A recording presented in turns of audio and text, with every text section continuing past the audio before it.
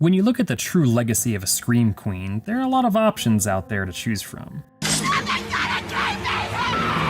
When looking at the top of the heap though, I'd argue that there really is only one option.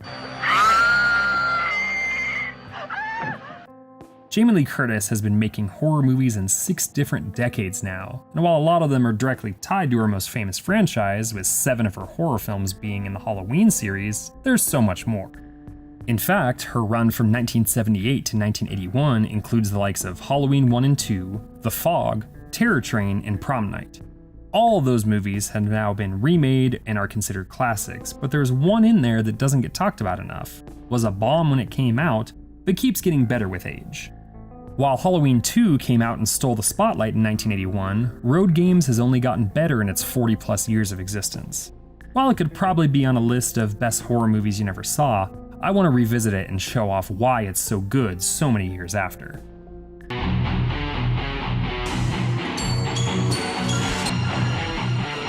Nice hearing from you, Carlos. Roadgames is an example of Ozploitation, and honestly, one of the finest and most approachable. You try anything funny, and this dog is gonna have your eggs for breakfast. The term Ozploitation refers to the boom of films that came out of Australia from the early 70s to the late 80s in its heyday, with some still happening in the 90s and 2000s, and it's honestly one of my favorite types of film. It encompasses multiple genres too, like comedies, action, sci-fi, and of course horror. Some of the other examples include bigger names like Mad Max and its sequels, Razorback and Turkey Shoot. Is everybody ready? Come on, you big piece of shit. But also some of the real gems like Next of Kin, Wake in Fright, and The Return of Captain Invincible, just to name a few. It's worth seeking out as many as you can, especially their horror movies, and also checking out the documentary Not Quite Hollywood for better context and more suggestions. Director of Roadgames Richard Franklin may have gone on to direct things like Psycho 2, Link, and Cloak and Dagger, Rip Dabney Coleman, but his first big success was another well-known Ozploitation horror film in Patrick. During the production of that movie, Franklin gave his writer Everett DeRoche a copy of Rear Window and asked that he develop a similar movie, but put it in a moving vehicle. Before we continue with our video, here's a reminder to click the Store tab on any of our JoBlo channels and browse our collection of the latest and freshest designs in our merch store. Go get you some. The movie didn't do well at all in either Australia or the US, with it not coming close to touching its $1.75 million budget. It ran afoul of the Australian Actors Union Actors Equity, and Jamie Lee Curtis even had people on set come up to her and ask her how it felt to put Australians out of work.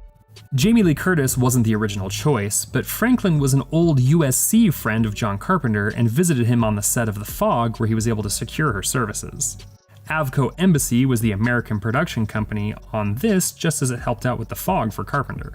Stacy Keach was also not the first choice, as Franklin wanted to shoot for the moon and have Sean Connery in the lead role of Quid, but they didn't have the budget for that, and Keach ended up taking the role. Look, I love Sean Connery as much as the next person, but this role is my favorite Keach performance, and I really couldn't see it with anyone else in mind. I'll tell you what we know about him. We know absolutely zilch, nada. The movie was filmed in Nullarbor Plain and Melbourne, and the shots are incredible. While Razorback has an almost existential music video feel to it, the cinematographer here, Vincent Monton, gives Roadgames a flair that you just don't see.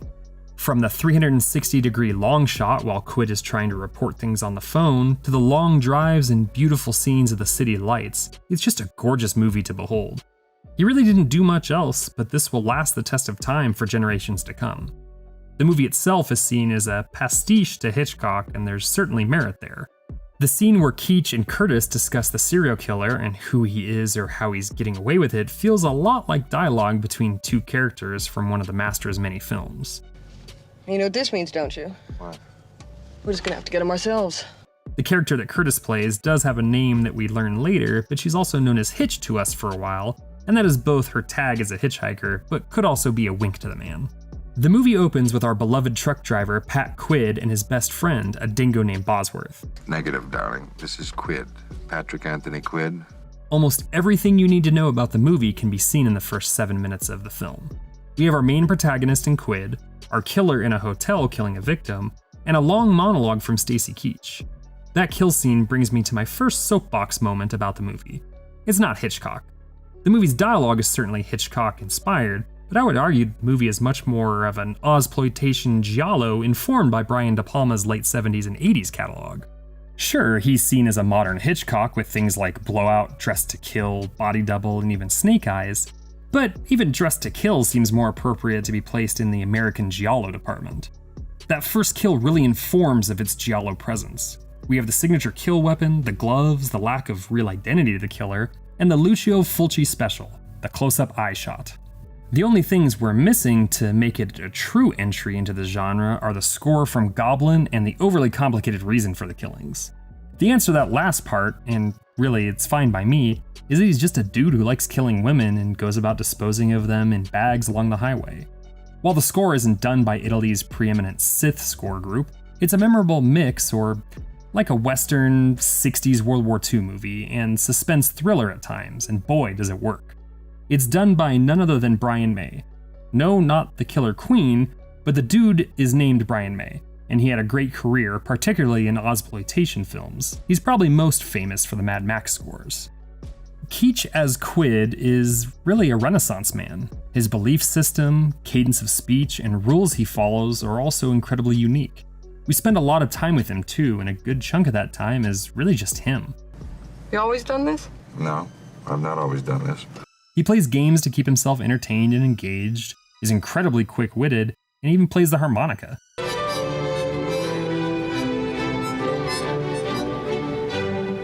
He believes in the cleanliness of dingoes over canines. He may drive a truck, but he's no truck driver. He keeps passing the same hitchhiker, which ends up being Jamie Lee Curtis's character Pamela, or Hitch, but ends up the unwilling driver of another lady where we get some of the fun things that movies can do. Of course she thinks that Quid is the killer they talk about on the news, even though he sees the real killer and explains what he's doing. Quid figures out the exact motives and reasons for the killer, and it's all interspersed with great shots and little humorous sight gags that both relieve and add to the tension. I said earlier that we don't know the identity of the killer, but we sure do see them. The movie chooses wisely not to have a bunch of red herrings on who the killer could be, at least for us, but definitely has the other characters in the film question the motives and sanity of Quid. Sometimes he feels he is living and operating in a madhouse with how the other characters talk to him or act around him. Only us as the audience and Quid as our avatar see the whole picture clearly. Quid finally picks up Hitch, and she's the only other character on his level. They are charming together, and when they discuss the killer and his motives, it's some of the best in the movie. It even almost rubs up against zany, fast-talking screwball comedies of Howard Hawks. As soon as Curtis utters the line, "Looks like we're gonna have to get him ourselves," we are right there with him. The most suspenseful scene in the movie is when they think they have the killer stuck in a bathroom and are checking out his car.